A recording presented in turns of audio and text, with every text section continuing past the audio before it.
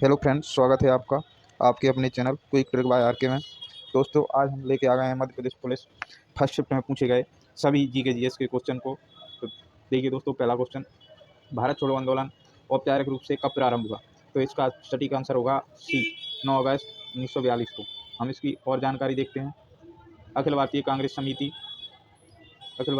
समिति ने बॉम्बे में गोवालिया टैंक मैदान, अब उसे अगस्त क्रांति मैदान के नाम से जानते हैं, 8 अगस्त 1942 को प्रस्ताव पारित किया।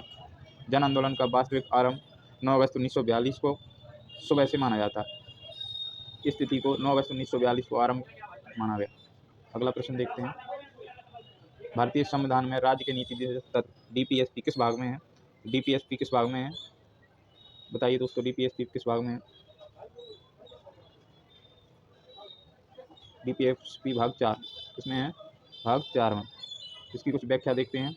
नीति निर्देशक तत्व न्याय संगत नहीं, पर राजनीति निर्देशक तत्व मार्गदर्शक हैं। भाग 5 में है, 4 में है, जो 36 से 51 तक हैं। अगला क्वेश्चन देखते हैं। नर्मदा नदी की कुल लंबाई कितनी है? तो नर्मदा नदी की कुल लंबाई कितनी है? इसका सटीक आंसर होगा 1312 किलोमीटर। व्याख्या देखते हैं। नर्मदा नदी अमरकंटक से निकलकर पश्चिम में खंबात की खाड़ी तक लगभग 1312 किलोमीटर बहती है। इसमें लगभग 1077 किलोमीटर मध्य प्रदेश में और 74 किलोमीटर महाराष्ट्र की सीमा पर, 39 किलोमीटर और गुजरात में 161 किलोमीटर प्रवाहित। मानक उसकी कुल लंबाई 1312 किलोमीटर। अगला प्रश्न देखते हैं। मध्य प्रदेश क्षेत्रफल की दृष्टि से सबसे बड़ा राष्ट्रीय उद्यान कौन सा है? इसका सटीक आंसर होगा कान्हा किसली राष्ट्रीय उद्यान। कुछ और तथ्य देखते हैं। कान्हा राष्ट्रीय उद्यान मंडला और बालाघाट जिलों में स्थित है तथा लगभग 940 वर्ग किलोमीटर क्षेत्र में विस्तृत होने के कारण एमपी का सबसे बड़ा राष्ट्रीय उद्यान माना जाता है। इसकी स्थापना 1955 में हुई। इसके बाद में इसे प्रोजेक्ट टाइगर में शामिल किया गया। अगला क्वेश्चन है, नालंदा विश्वविद्यालय किस काल में स्थापित किया गया? तो नालंदा विश्वविद्यालय किस काल में स्थापित किया गया दोस्तों? नालंदा विश्वविद्यालय गुप्त काल में स्थापित किया गया। किस काल में? गुप्त काल में। वह प्राचीन भारत के शिक्षा के केंद्रों से प्रसिद्ध है। बौद्ध, वैदिक और दर्शन शास्त्र जैसे विषयों की पढ़ाई होती थी। यह दुनिया का पहला आवासीय विश्वविद्यालय माना जाता है। अगला प्रश्न, अभिनव बिंद्रा से संबंधित पूछा गया था। अभिनव बिंद्रा फैक्ट देखते हैं। 10 मीटर एयर राइफल में अभिनव बिंद्रा ने स्वर्ण पदक जीता। अभिनव बिंद्रा ने 2008 बीजिंग ओलंपिक में 10 मीटर एयर राइफल में भारत के लिए पहला व्यक्तिगत स्वर्ण पदक जीता। इनकी यह उपलब्धि भारतीय खेल इतिहास में एक मील का पत्थर मानी जाती है, जिससे देश को गर्व महसूस हुआ। अगला प्रश्न, मणिपुरी नृत्य मुख्य रूप से किस विषय पर आधारित है? तो मणिपुरी नृत्य मुख्य रूप से कृष्ण और राधा की रासलीला पर आधारित है। व्याख्या में देखते हैं। मणिपुरी नृत्य मणिपुर राज्य का पारंपरिक शास्त्रीय नृत्य है। इसमें राधा और कृष्ण की प्रेम लीलाएं प्रदर्शित की जाती हैं। इसकी विशेषता इसकी लोक कोमलता, भावात्मक मुद्राएं और वृद्धा गोलाकार गतियाँ, यह भक्ति भावना से परिपूर्ण नृत्य शैली है। अगला क्वेश्चन है, मध्य प्रदेश के पहले मुख्यमंत्री कौन थे? तो इसका आंसर है पंडित रविशंकर शुक्ल। पंडित रविशंकर शुक्ल मध्य प्रदेश के पहले मुख्यमंत्री थे, जिन्होंने राज्य के प्रशासनिक ढांचे को मजबूत किया।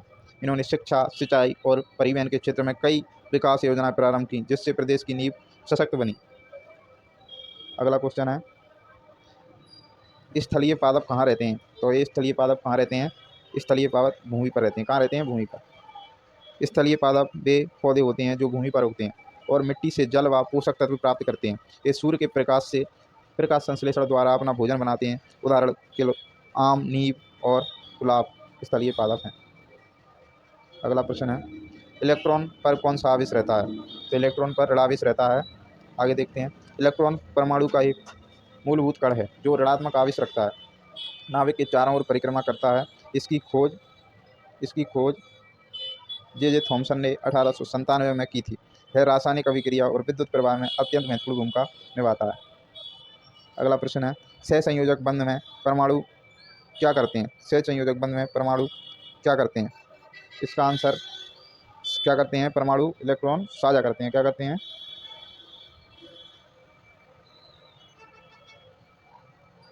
इलेक्ट्रॉन साझा करते हैं। सहसंयोजक बंध। अगला क्वेश्चन देखिए, ऑक्सीकरण की प्रक्रिया में क्या होता है? ऑक्सीकरण की प्रक्रिया में इलेक्ट्रॉन खोया जाता है। क्या होता है? इलेक्ट्रॉन खोया जाता है।